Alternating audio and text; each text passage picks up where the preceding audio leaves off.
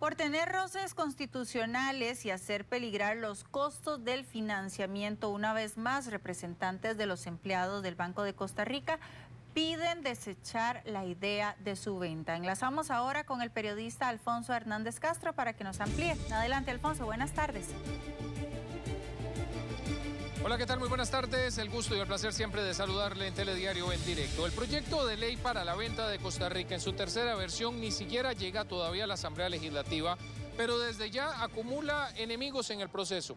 Particularmente estamos hablando del Sindicato de Trabajadores y Empleados del Banco de Costa Rica, que bajo un argumento de analizar el proyecto afirman que tendría carácter inconstitucional, pero que además el proceso de venta de la entidad financiera encarecería los costos del financiamiento para una buena parte de la sociedad costarricense. El detalle informativo a continuación.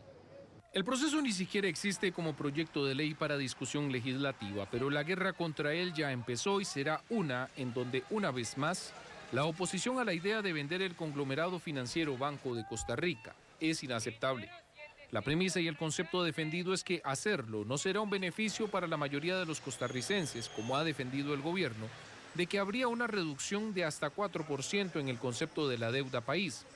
Afirman que el banco es de todos los costarricenses y ante el cuestionamiento de si cualquier nacional puede solicitar financiamiento en la entidad, aducen que sus costos son menores al mercado.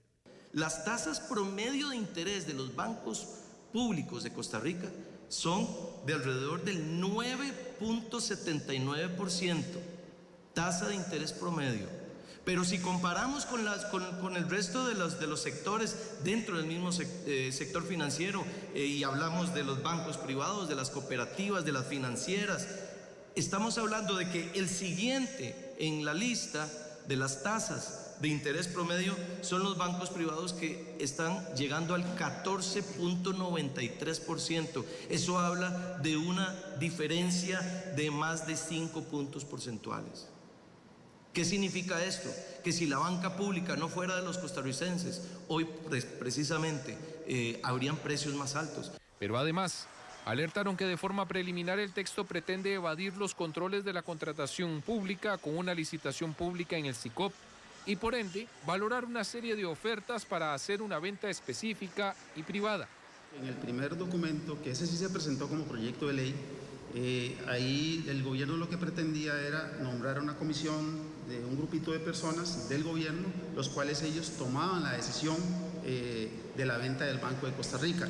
En este documento, que todavía no es un proyecto de ley porque no ha sido presentado, pero que está circulando ahí, socializándose en la Asamblea Legislativa, el documento como tal no aclara y no dice y no contempla el debido proceso que se debe respetar en nuestro país, que debe pasar por SICOP. A través del SICOP se ven los oferentes, hay transparencia, es de dominio público y de conocimiento de todo el mundo.